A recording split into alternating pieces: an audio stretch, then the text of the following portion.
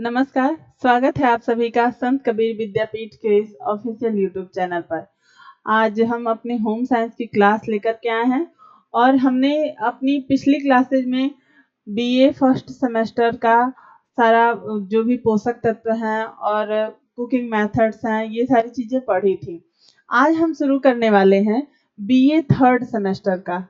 ठीक है, ये बीए सेकेंड ईयर, ठीक है, सेकेंड ईयर थर्ड सेमेस्टर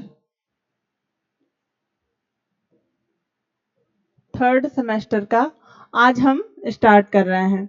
तो जिसमें हमारा पहला चैप्टर है ये, ठीक है, पहला चैप्टर है आहार आयोजन या मील प्लानिंग।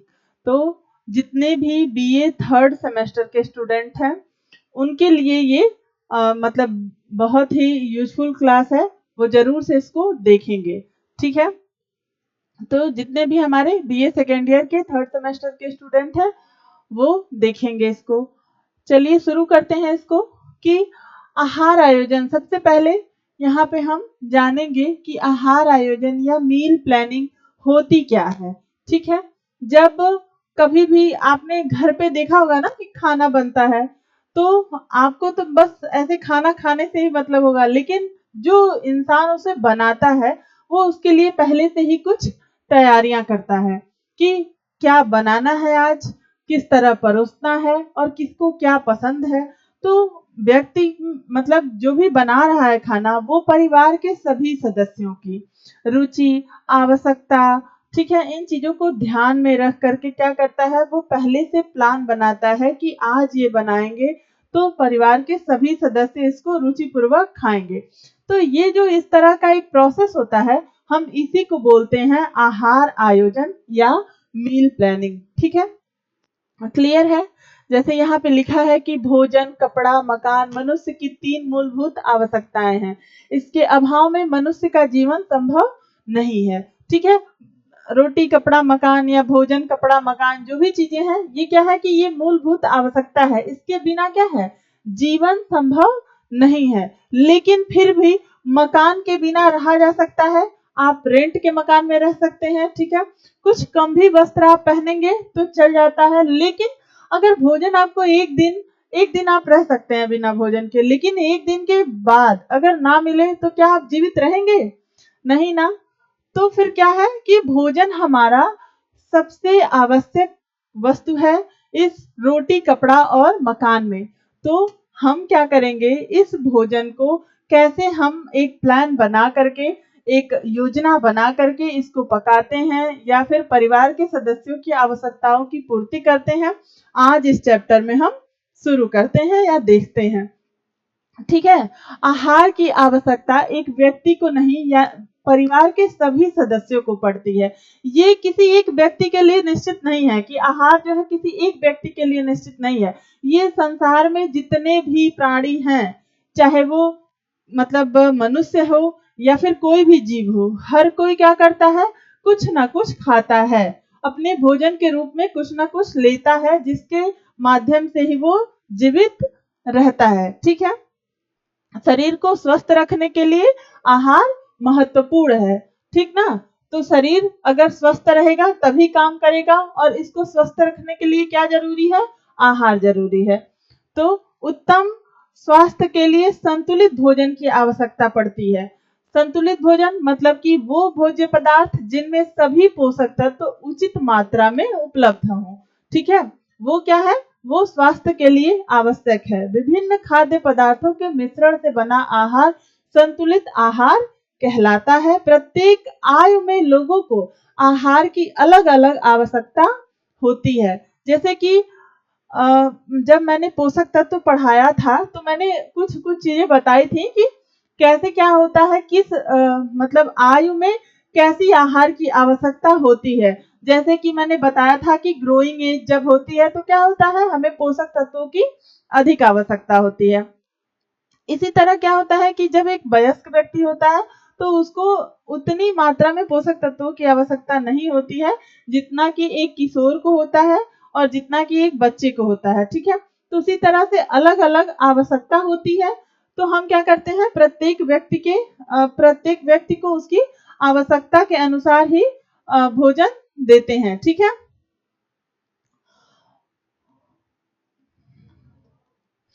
तो कहाँ तक थे हम?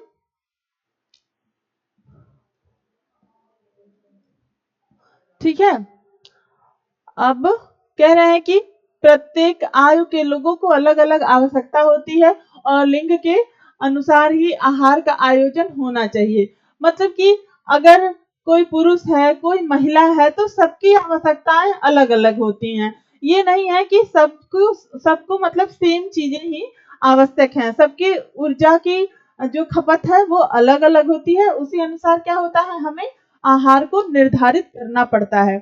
ठीक है, तो कह रहा है यहाँ कि परिवार के सभी सदस्यों को संतुलित आहार के लिए गृहिणी को कई प्रकार के निर्णय लेने पड़ते हैं। मतलब कि जब मील प्लानिंग एक गृहिणी करती है या आहार का आयोजन करती है, ठीक है, तो वो गृहिणी क्या करती है, कई सारे निर्णय लेती है और जिसके माध्यम से वो एक चार्ट या सारणी या फिर एक सप्ताह का ही कोई मेन्यू बनाती है, जिसके माध्यम से क्या करती है, वो भोजन का जो है मतलब कि भोजन को बांटती है कि प्रत्येक सप्ताह में सोमवार को क्या बनाना है, मंगलवार को क्या बनाना है। ठीक है, तो गृहिणी को कई प्रकार के निर्णय लेने पड़ते हैं, जैसे भोजन को कैसे पकाया जाए, कितनी मात्रा में पकाया जाए, इन सभी बातों का गृहिणी को ध्यान रखना चाहिए। कितना भोजन बनेगा जिससे परिवार के सभी सदस्यों को मतलब पूरा भोजन मिल जाएगा,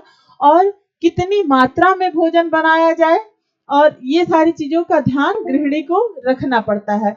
आहार विज्ञान पोषण के सिद्धांतों का व्यवहारिक प्रयोग है।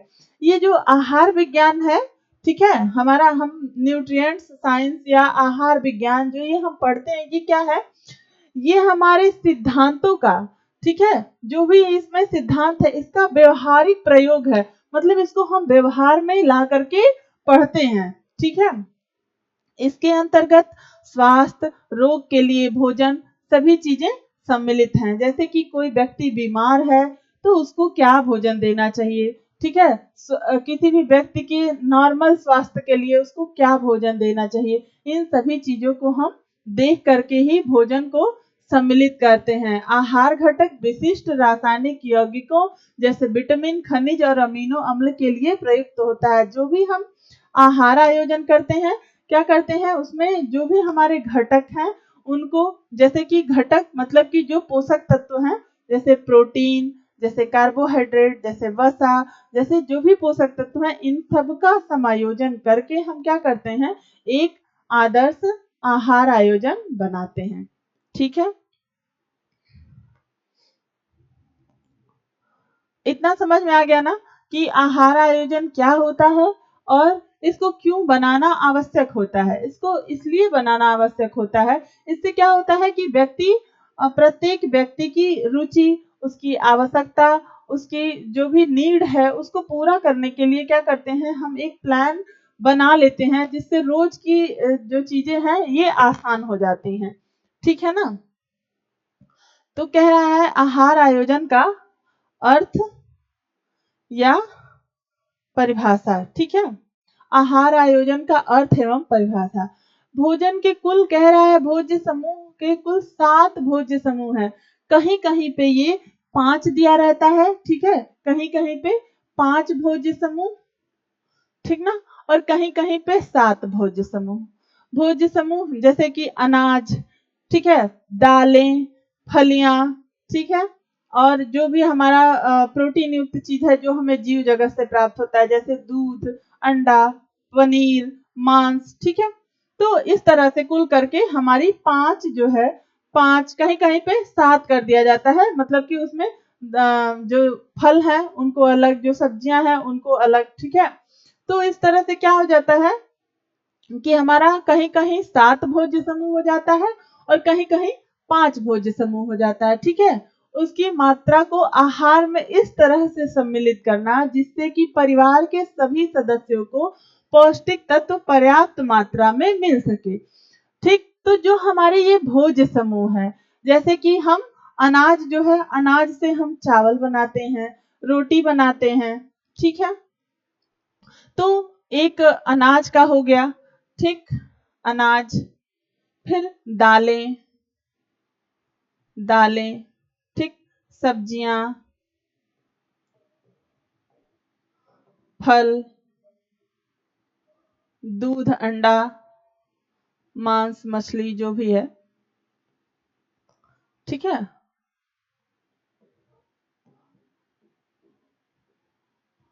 ठीक, इन सारे में से हम कुछ कुछ चीजें लेंगे, कुछ लेंगे हम अनाजों से, तो रोटी चावल, ठीक है, दालों से हम ले रहे हैं, तो जैसे कि दालों में कुछ सब्जियां बनाते हैं हम, जैसे राजमा हो गया, मटर हो गया, ठीक है, चना हो गया, इनका हम क्या करते हैं, सब्जियां भी बनाते हैं, जैसे छोला वगैरह बनाते हैं। और इसके अलावा हम क्या करते हैं, इनका हम दाल भी बना के इन्हें उबाल करके भी फ्राई भी करते हैं, ये सारी चीजें, सब्जियां, फल, ठीक है। तो इन सभी में से कुछ कुछ चीजों को लेकर के क्या करना, उसको इस तरह से सम्मिलित करना जिससे कि परिवार के सभी सदस्यों को पौष्टिक तत्व पर्याप्त मात्रा में मिल सके, ठीक है। इनमें से हम क्या करेंगे, कुछ कुछ चीजें लेते जाएंगे और एक आहार की योजना बनाएंगे जिससे कि जो भी हमारे परिवार के सभी सदस्य हैं उनकी जो भी पौष्टिक तत्व की आवश्यकता है वो पूर्ण हो जाए और वे स्वस्थ एवं निरोग रहकर अपने अपने कार्य एवं उत्तरदायित्वों का निर्वहन कुशलता से कर सके। यही चीज क्या है, आहार नियोजन कहलाता है, ठीक है। समझ में आया?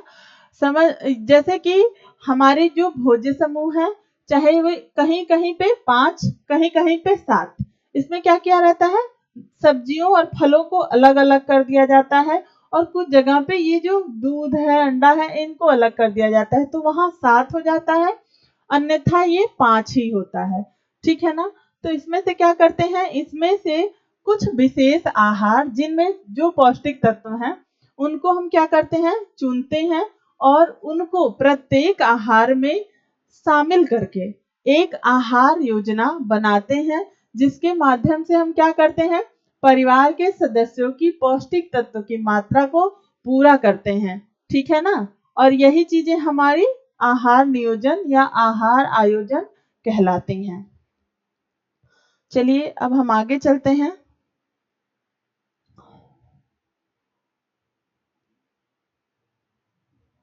कह रहा है कि आहार आयोजन का महत्व, कह रहा है आहार आयोजन से का महत्व क्या है, क्यों ये आवश्यक है, ठीक है।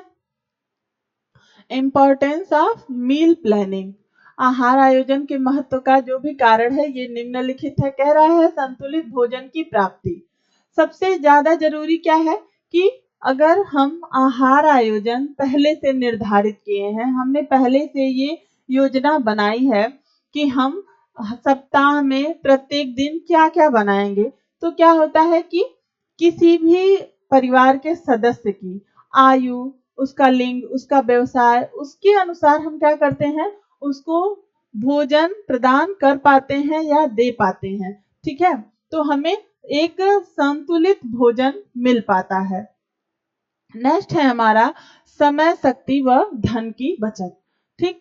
इसमें क्या होता है, आज के टाइम में किसी के पास इतना टाइम नहीं है कि बैठ के चीजों को सोचे, इसीलिए अगर मील प्लानिंग पहले से बनी होती है तो क्या होता है, व्यक्ति उस पर तुरंत काम कर लेता है। कोई भी गृहिणी है, आजकल महिलाएं भी घर और बाहर दोनों मैनेज करती हैं, तो उसमें क्या करती हैं कि वो उसको ज्यादा सोच नहीं सकती, तो उन्होंने पहले से निर्धारित किया है। जैसे मान लीजिए कि अगर हमें कल चना बनाना है, ठीक है, तो हमको क्या है, हमने निर्धारित किया है कि हमें मंडे को चना बनाना है, तो हम संडे की नाइट में ही चना सोक कर देते हैं। तो फिर क्या होता है कि हम समय, शक्ति और धन क्या है, तीनों चीजें बचाते हैं। जैसे समय इसलिए बचा क्योंकि वो सोख हो चुका है, भीग चुका है, ठीक। और जब मान लीजिए कि हमने निश्चित किया है कि हमें आलू अरबी की सब्जी बनानी है, तो हम क्या करते हैं, दोनों को एक साथ उबाल देते हैं।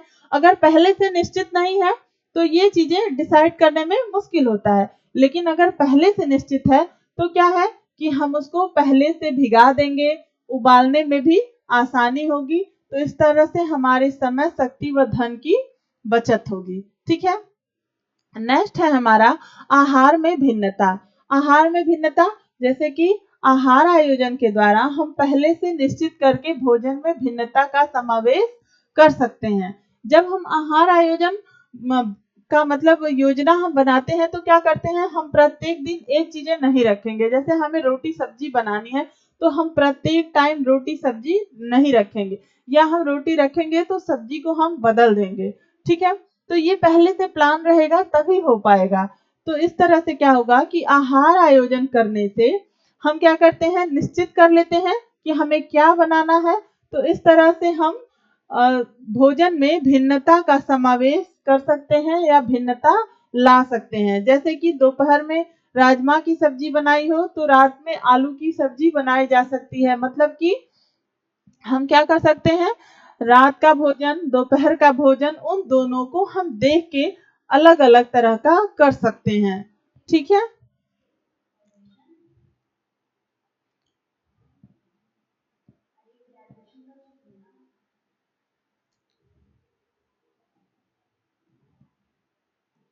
ठीक है ना, इतना समझ में आ गया।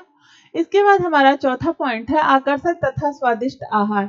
आहार आयोजन आकर्षक तथा स्वादिष्ट भोजन प्राप्त होता है। मतलब आहार आयोजन करने से क्या होता है, गृहिणी अपने रुचि के अनुसार क्या करती है, उसका निर्धारण कर लेती है और वो एक आकर्षक और रुचिपूर्वक भोजन प्रदान करती है। व्यक्तिगत रुचियों का ध्यान नेक्स्ट पॉइंट है। तो इसमें क्या होता है कि आहार आयोजन से सदस्य की व्यक्तिगत रुचि को हम देख करके किसी न किसी आहार में सम्मिलित किया जा सकता है। मतलब कि जो व्यक्ति है उसकी, जैसे अगर गृहिणी उस परिवार में रहती है तो वो जानती है कि किस व्यक्ति को क्या पसंद है। ठीक ना। जैसे कि दाल है, कोई सादी दाल खाता है, कोई मतलब उसको फ्राई करके खाता है। तो क्या करती है गृहिणी, व्यक्तिगत रुचियों को ध्यान में रख करके कुछ दाल सादा निकाल देंगी और कुछ फ्राई कर देंगी। इस तरह से क्या होता है कि इस तरह से हम आहार आयोजन कर सकते हैं। कह रहा है खाद्य बजट पर नियंत्रण। खाद्य बजट पे नियंत्रण मतलब कि जो भी बजट बनता है, जैसे कि हमारी जो भी इनकम है 10,000, 5,000, 20,000, तो उस अनुसार हम क्या करते हैं, एक निश्चित अमाउंट हम अपने खाने पे खर्च करते हैं। तो अगर हमने मील प्लानिंग की है या आहार आयोजन किया है तो हम क्या करते हैं, उस अमाउंट को हम भोजन पे लगाने के लिए देखते हैं। तो हम सप्ताह में उन चीजों को इंक्लूड करते हैं जो कि हमारे बजट में हो। ठीक ना। तो इस तरह से क्या होता है कि हम बजट में जो चीजें हैं हमारी, उसको हम शामिल करके आहार आयोजन कर सकते हैं, जिससे हमारा बजट भी डिसबैलेंस नहीं होता है। नेक्स्ट पॉइंट है बचे हुए खाद्य पदार्थ का सदुपयोग। जो भी हमारे खाद्य पदार्थ हैं, अगर हमने मील प्लानिंग ठीक से की है तो हम क्या करते हैं, उनका सदुपयोग कर लेते हैं। कि हमने, जैसे कि अगर कोई भी चीज बच गई तो हम उसको फ्राई कर लेते हैं, या फिर हम उसका दोबारा से उसको यूज कर लेते हैं। ठीक है। जैसे यहाँ पे दिया हुआ है रात की बची भाजी अथवा दाल का पराठे बनाकर उपयोग करना। ठीक, इतना समझ में आया ना कि आहार आयोजन से का महत्व क्या है। अब हमारा आ गया आहार आयोजन के लाभ। आहार आयोजन से बहुत से लाभ है। ठीक, यहाँ पे दिया हुआ है, एक एक करके हम समझते हैं आहार आयोजन के लाभ। ठीक है। कह रहा है कि आहार आयोजन जो है परिवार के हर एक सदस्य को उसकी शरीर के मांग के अनुसार संतुलित आहार की पूर्ति करना, जिससे वे शारीरिक तथा मानसिक रूप से स्वस्थ रह सकें। आहार आयोजन का पहला लाभ क्या है, प्रत्येक व्यक्ति की आवश्यकता के अनुसार उसको भोजन देना, जिससे कि उसकी शारीरिक आवश्यकताओं की पूर्ति हो सके। ठीक है। दूसरा कह रहा है कि कम समय में अधिक काम किया जा सकता है और पूर्ण योजना के कारण शक्ति की बचत होती है। अगर आहार आयोजन बना हुआ है तो कम समय में हम क्या कर सकते हैं, अधिक चीजें कर सकते हैं। जैसे अभी पहले उदाहरण में मैंने बताया कि आलू और अरबी को एक साथ उबाल सकते हैं। अगर हमें राजमा बनाना है या फिर चना बनाना है तो हम क्या कर सकते हैं, उसको एक दिन पहले भिगा सकते हैं। तो क्या होता है कि हम कम समय में अधिक काम कर पाएंगे, ठीक है, और शक्ति की बचत होगी। ठीक, फिर कह रहा है कि आहार आयोजन से धन की बचत होती है। मतलब कि हम अगर मील प्लानिंग किए हुए हैं तो फिर क्या होता है कि जो हमारा बजट है हम उसी में उन खाद्य पदार्थों को खरीदते हैं या उन्हीं भोजन को अपने आहार में शामिल करते हैं जो हमारे बजट में हो। ठीक है, हमने पहले से उसको हम निर्धारित कर लेते हैं, तो इससे बजट जो है बहुत अच्छी तरह से व्यवस्थित रखा जा सकता है। फिर नेक्स्ट है हमारा पॉइंट, परिवार में प्रत्येक सदस्य की रुचि का ध्यान रखा जा सकता है। भोजन के स्वाद, रंग, रूप एवं पकाने की विधियों में भिन्नता से सदस्यों की भूख बढ़ती है। अगर आहार आयोजन हुआ रहता है तो क्या होता है कि प्रत्येक सदस्य की रुचि का ध्यान रखा जा सकता है। किसको आलू पसंद है, किसको अरबी पसंद है, किसको हरी सब्जियां पसंद है, हम इन चीजों का ध्यान रख लेते हैं। तो क्या करते हैं, पकाने के टाइम हम उनका स्वाद, रंग, रूप, ठीक है, ये चीजें हम चेंज करते रहते हैं। तो इससे क्या होता है कि उनकी भोजन में रुचि बनी रहती है। ज्यादातर बच्चे खाना नहीं चाहते हैं तो फिर क्या करते हैं, हम उसको अच्छे ढंग से बना करके उन्हें दे देते हैं। तो क्या होता है कि बच्चे उसको खुशी खुशी से खा लेते हैं। ठीक है, अगर रोटी ही है तो उसमें क्या करें, सब्जियों को बना के रोल बना दें, केचप लगा दें तो बच्चों को बहुत अच्छा लगता है। ठीक, तो यही सारी चीजें हैं। फिर नेक्स्ट है हमारा, भोज्य पदार्थों का दोहराव नहीं होता, इससे भोजन में उदासीनता नहीं आती। क्या होता है कि जब हम मील प्लानिंग पहले कर लेते हैं तो मील प्लानिंग के कारण क्या होता है, एक ही भोजन हम दोबारा रिपीट नहीं करते हैं, हम अलग अलग भोजन बनाते रहते हैं। तो इससे क्या होता है कि इसमें उदासीनता नहीं आती है। जो भी परिवार के सदस्य हैं वो सभी क्या करते हैं, खुशी खुशी से भोजन को खा लेते हैं। ठीक है ना।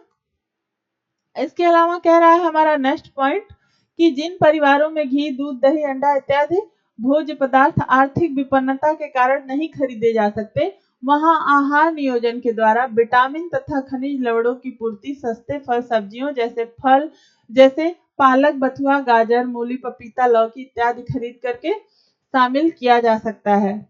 आप इनको इसमें बता रहा है कि जैसे कुछ भोज्य पदार्थ काफी महंगे होते हैं, जैसे पनीर की सब्जी, अगर हमें पनीर खरीदना है तो क्या है, वो काफी महंगा मिलता है। ठीक है, इसके अलावा घी है, दूध है, दही है, ये सारी चीजें भी हमें महंगी मिलती हैं। लेकिन पालक, बथुआ ये सब अगर सीजन चलता है तो क्या होता है, हमें सस्ते और अच्छे रेट पे मिल जाती है। अगर हमें पता हो कि हमें पालक में क्या मिलेगा, बथुआ में क्या मिलेगा, गाजर में क्या मिलेगा, तो हम क्या कर सकते हैं, हम इन चीजों को खरीद करके आहार आयोजन कर करके अपने परिवार के सभी सदस्यों की आवश्यकताओं की जो भी पोषणीय आवश्यकता है उसको पूरी कर सकते हैं। ठीक है, तो इसके बाद हमारा नेक्स्ट पॉइंट है, विशेष विकास अवस्था से गुजरने वाले परिवार के सदस्य। ठीक है, विशेष विकास अवस्था मतलब कि जो हमारे जैसे कि किशोर हैं, वृद्ध व्यक्ति हैं, ठीक है, परिवार में कुछ वृद्ध लोग होते हैं, तो उस समय क्या होता है, वृद्धावस्था में जो हमारी तंतु मतलब कोशिकाएं हैं, जो हमारे शरीर के तंतु हैं, वो क्या होते हैं, उस समय मतलब कि धीरे धीरे वो एकदम डेड पोजीशन में जा रहे होते हैं। और जो हमारा जैसे कहा है कि गुजरने वाले सदस्य जैसे गर्भावस्था, धात्रीवस्था, ठीक है, किशोरावस्था, किशोरावस्था में भी क्या होता है, ये ग्रोइंग एज होती है और काफी जो है इस समय डेवलपमेंट होते हैं बॉडी में। ठीक है, और गर्भावस्था में भी एक नया जीव जो है वो भी पल रहा होता है। धात्री अवस्था में भी जो माताएं मतलब कि दूध पिला रही हो बच्चों को। तो ऐसी विशेष अवस्था में हम क्या कर सकते हैं, विशेष विकास की अवस्था में हम उचित देखभाल करने के लिए भोजन का निर्धारण कर सकते हैं कि इन्हें अधिक मात्रा में क्या चाहिए। जैसे कि पहले मैंने बताया था प्रोटीन, जब हम पढ़े थे कि प्रोटीन क्या है, एक ऐसा पदार्थ है जो ऐसा पौष्टिक तत्व है जो कि शरीर में तंतुओं का निर्माण करता है, टूट फूट की मरम्मत करता है। ठीक है, तो हम प्रोटीन विशेष रूप से गर्भावस्था, धात्रीवस्था, किशोरावस्था, वृद्धावस्था, ठीक है, वृद्धावस्था में भी प्रोटीन की आवश्यकता होती है, ठीक है, वृद्धावस्था। इसके अलावा जो भी हमारी विशेष अवस्थाएं हैं इनमें हम दे सकते हैं। फिर कह रहा है कि हमारा नेक्स्ट है, भोज्य पदार्थ में पौष्टिक मूल्य मालूम रहने से भोजन के चयन में परेशानी नहीं होती, साथ ही भोजन में विभिन्नता लाई जा सकती है। अगर हमें आहार आयोजन करना है तो सबसे पहले हमें ये जानना जरूरी है कि किन पोषक तत्वों से कौन सा भोज्य पदार्थ है, मतलब किस भोज्य पदार्थ में कौन सा पोषक तत्व हमें प्राप्त हो रहा है। अगर इसकी जानकारी हमें है, पौष्टिक मूल्य हमें पता है, तो हम क्या कर सकते हैं, भोजन का चयन आसानी से कर सकते हैं, जिसके कारण क्या होगा, हम भोज्य पदार्थ में विभिन्नता ला पाएंगे और भोजन को रुचिकर बना पाएंगे। नेक्स्ट है हमारा, इस बात की भी जानकारी हो जाती है कि सस्ते भोज्य पदार्थ भी समस्त पौष्टिक तत्वों से परिपूरित व भरपूर होते हैं, ठीक है। इसके साथ साथ क्या होता है, अगर हम आहार आयोजन करते हैं, इन चीजों का पता लगाते हैं, तो हमें क्या होता है कि ये चीज भी पता चल जाती है कि जो भी हमारे सस्ते भोज्य पदार्थ हैं, जैसे पालक है, बथुआ है, जिनको हम बहुत सस्ता समझ रहे हैं, इनमें भी काफी अच्छी मात्रा में पौष्टिक तत्व उपलब्ध हैं, ठीक है। ऐसा नहीं है कि महंगे फल व महंगी सब्जियां ही पोषक तत्वों से परिपूर्ण होते हैं, अतएव आर्थिक स्थिति को ध्यान में रखकर भी भोजन बनाया जा सकता है। मतलब कि अगर हम अपनी आर्थिक स्थिति के अनुसार भी मील प्लानिंग करते हैं तो भी हम मतलब जो भी हमारे पौष्टिक तत्व की आवश्यकता है उसको हम पा सकते हैं, ठीक है। इसके बाद कह रहा है आहार आयोजन के सिद्धांत, ठीक। अब हम अब तक हमने जो आहार आयोजन क्या होता है, आहार आयोजन के लाभ क्या है, ठीक है, आहार आयोजन की विशेषता क्या है, ये चीजें पढ़ी। अब ये हम पढ़ेंगे कि सिद्धांत क्या होता है, ठीक है, किन सिद्धांतों पे हम मील प्लानिंग को करते हैं। यहाँ पे लिखा है कि परिवार के प्रत्येक सदस्य की भोजन संबंधी आवश्यकता एक बार एक जैसी या एक बार नहीं होती, ठीक है, एक जैसी नहीं होती है, ठीक है। उनको पौष्टिक तत्वों की जरूरतें अलग अलग होती हैं, बच्चे बड़े, ठीक है। जैसे क्या है कि एक अगर बच्चा है तो वो एक बड़े व्यक्ति से कम भोजन करता है, ठीक। तो यदि किसी की को मधुमेह है तो वो मीठा नहीं खाता है, एक मजदूर व्यक्ति है तो उसको मानसिक काम करने वाला